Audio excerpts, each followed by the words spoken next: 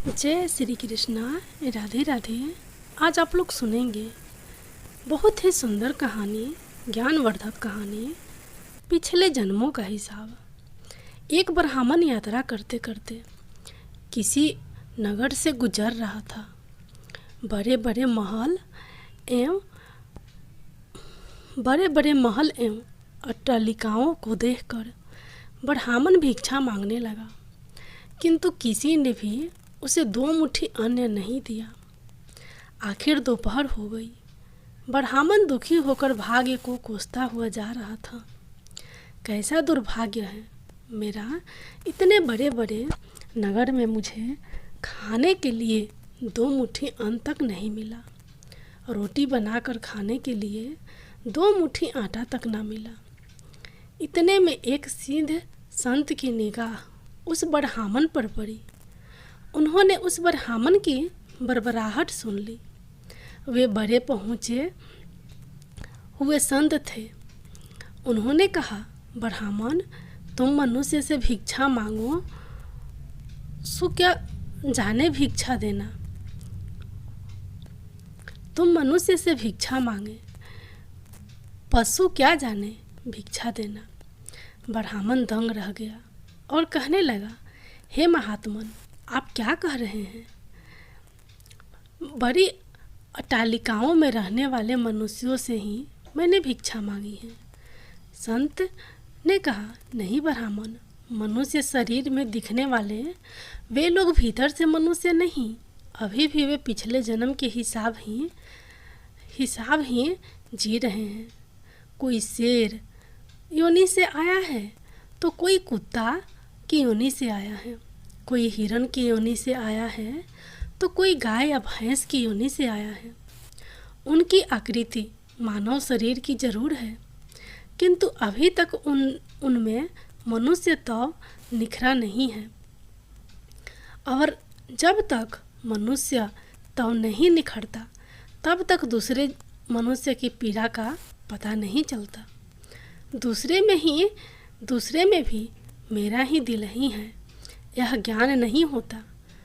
तुमने मनुष्यों से नहीं, पशुओं से भिक्षा मांगी है। ब्राह्मण के चेहरे पर दुख स्पष्ट रूप से झलक रहा था, पर उसके चेहरे पर असहमति का भाव दिखलाई पड़ रहा था। सीधे पुरुष तो दूरदृष्टि के धनी होते हैं। उन्होंने कहा, देखो ब्राह्मण देवता, मैं तुझे यह चश्मा देता हूँ। इस चश्मे को पहन कर जा और कोई भी मनुष्य दिखे उससे भिक्षा मांग लेना, फिर देख क्या होता है। ब्राह्मण जहाँ पहले गया था वहीं पुनः गया। योग सिद्ध काला वाला चश्मा पहनकर गौर से देखा। ओह, वाकई कोई कुत्ता है, कोई बिल्ली है तो कोई बघीरा है। आकृति तो मनुष्य की ही है, लेकिन संस्कार पशुओं के हैं। मनुष्य होने पर भी मनुष्यताओं के संस्कार नहीं है। घूमते घूमते वह ब्राह्मण थोड़ा सा आगे गया तो देखा कि एक मोची जूते सिल रहा है। ब्राह्मण ने उसे गौर से देखा तो उसमें मनुष्य का निखार पाया। ब्राह्मण ने उसके पास जाकर कहा, भाई, तेरा धंधा तो बहुत हल्का है, पर मैं ब्राह्मण हूँ, रीति रिवाज एवं कर्म कांड का बड़ी चुस्ती से पालन करता हूँ। मुझे बड़ी भूख लगी है, लेकिन तेरे हाथ का नहीं खाऊंगा। फिर भी मैं तुझसे मांगता हूँ, क्योंकि मुझे तुझ में मनुष्य दिखा है। उस मोची की आंखों से टप टप आंसू बरसने लगे। वह बोला, हे प्रभु, आप भूखे हैं, इतनी देर आप कहाँ थे? यह कहकर मोची उठा एवं जूते सिलकर टाका आना 2 आना जो भी इकट्ठे किए थे उस चिलर को लेकर हलवाई की दुकान पर पहुंचा और बोला, हलवाई, मेरे इन भूखे भगवान की सेवा कर लो। ये चिलर यहाँ रखता हूँ, जो कुछ भी सब्जी पराठे पूरी आदि दे सकते हो वह सब इन्हें दे दो। मैं अभी जाता हूँ। यह कहकर मोची भागा घर जाकर अपने हाथ से बनाई हुई एक जोड़ी जूती ले आया एवं चौराहे पर उसे बेचने के लिए खड़ा हो गया।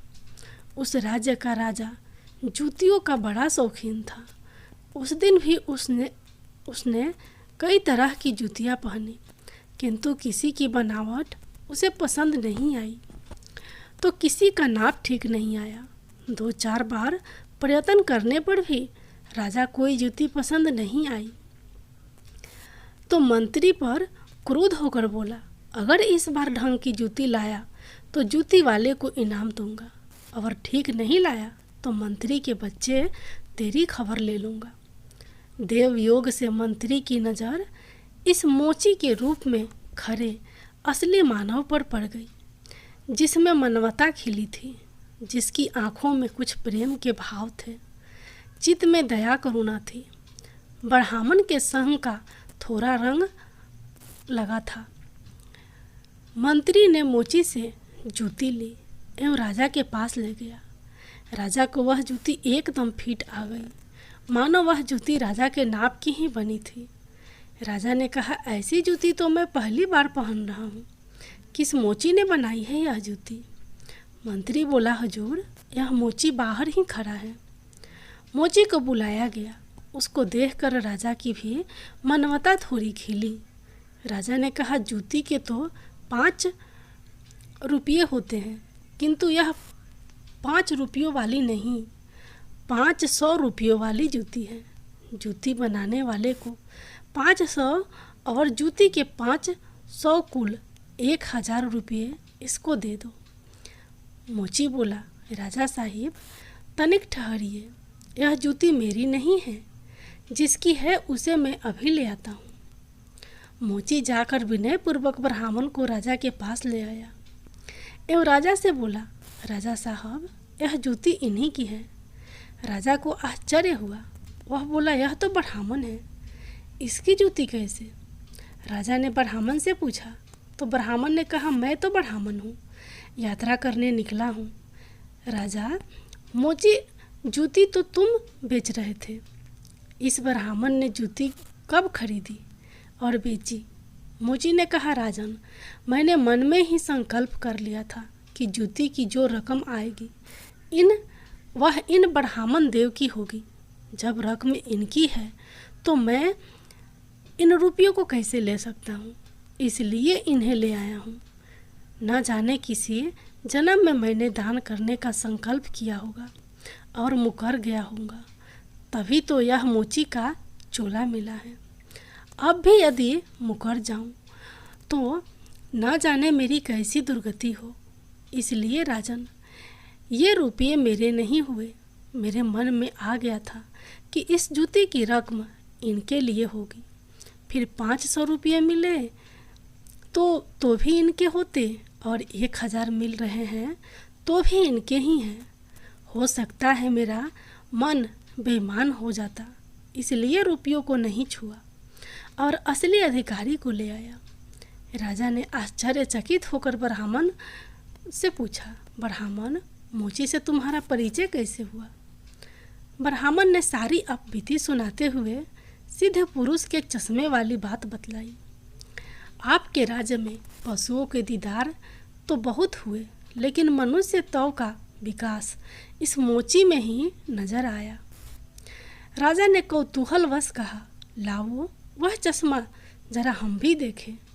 राजा चश्मा लगाकर देखा। दरबारी वगैरह में उसे भी कोई सियार दिखा तो कोई हिरन, कोई बंदर दिखा तो कोई रीछ। राजा दंग रह गया कि यह तो पशुओं का दरबार भरा पड़ा है।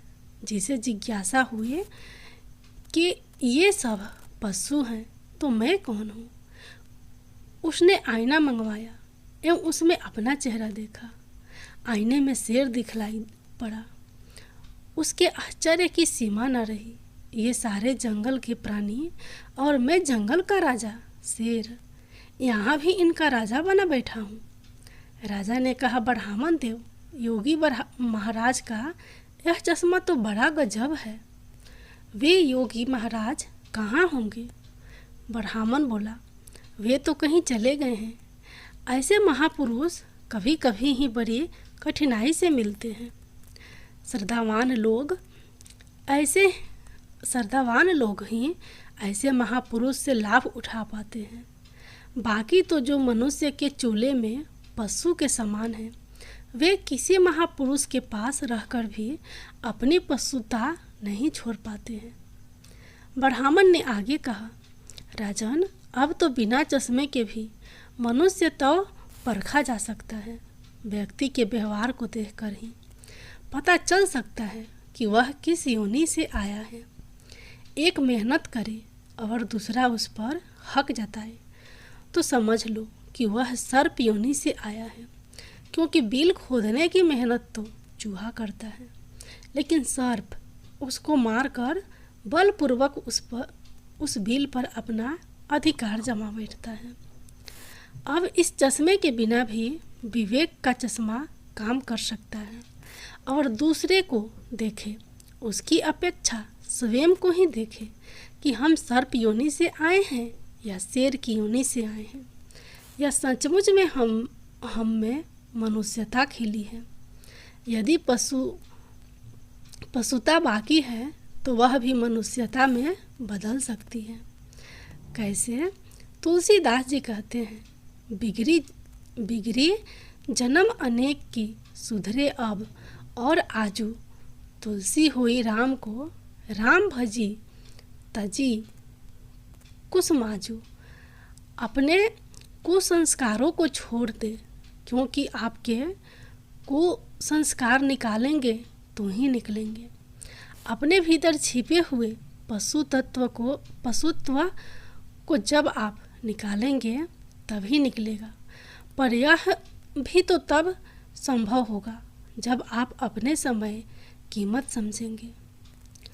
मनुष्यत्व आए तो एक एक पल को सार्थक किए बिना आप चुप नहीं बैठेंगे। पशु अपना समय ऐसे ही गंवाता है। पशु संस्कार पड़े रहेंगे तो आपका समय बिगड़ेगा। अतः आप अपने पशुत्व के संस्कारों को निकालिए एवं मनुष्यत्व के संस्कारों को उभारिए। फिर सिद्ध पुरुष का चश्मा नहीं, वरन अपने विवेक चश्मा ही कार्य करेगा, और इस विवेक के चश्मे को पाने की